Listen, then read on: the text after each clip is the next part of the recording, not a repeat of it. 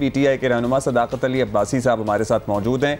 शुक्रिया अब्बासी साहब, अगर इस रिपोर्ट में ऐसा कुछ खास नहीं था जैसे कि आप कह रहे हैं, अब सभी कह रहे हैं आपके रहनुमा, तो क्यों फिर पाकिस्तान तहरीक इंसाफ मुखालिफ थी कि रिपोर्ट पब्लिक की जाए और उस पर एक्शन तभी हो जब तमाम सियासी जमातों की रिपोर्ट्स आ जाएं और सबका मामला एक साथ निपटाया जाए?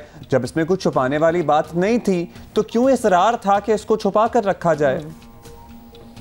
देखें, पब्लिक हमारी एक पॉलिटिकल पार्टी है और हमारा अपना एक आर्ट है। दो एक कंपनी होती है, वो कंपनी अपना कभी बिजनेस सीक्रेट किसी दूसरी कंपनी को तो नहीं बताती, लेकिन अगर टैक्स अथॉरिटीज़ कहें तो बता देते हैं। हमारा ये जो चीज़ है, हमें जो इलेक्शन कमीशन जब मांगेगा हम देंगे। अपनी मुखालिफ पार्टियों को हम अपना गुर क्यों बताएं? हमारा ये एडवांटेज है, हम इसको रखेंगे। और हमने 40,000 लोगों का डाटा हमारे पास है और अपने जो डोनर्स हैं उनका डाटा हमारे अपने दूसरी पॉलिटिकल पार्टी से छुपाना हमारा ये एक लिहाज से हमारा पॉलिटिकल राइट है। इलेक्शन से पहले की रिपोर्ट आपने कहा क्यों है, तो उसका कहने का मकसद ये है कि आज की रिपोर्ट होती तो हम उसको इन्फ्लुएंस कर सकते थे।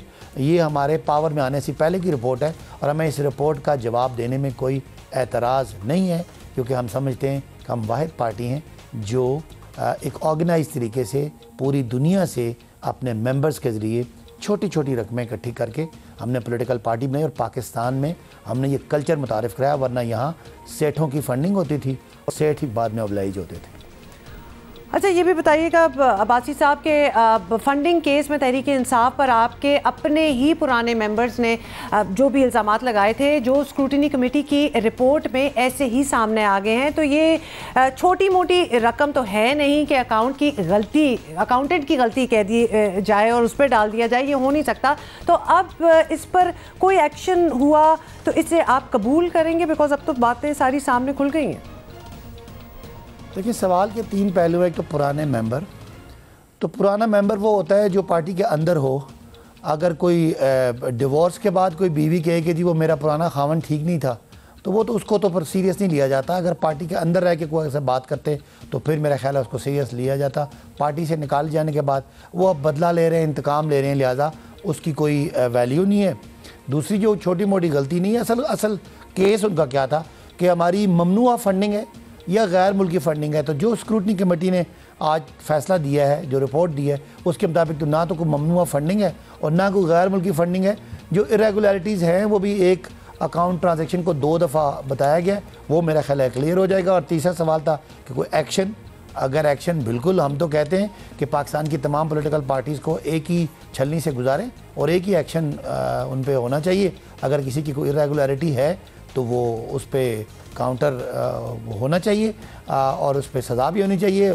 पीपल्स पार्टी ने सीधा कहा है कि नवाज़ शरीफ साहब को उसामा बिन लादेन ने फंडिंग दी थी बेनज़ीर साहब की हुकूमत को डिस्लॉज करने के लिए।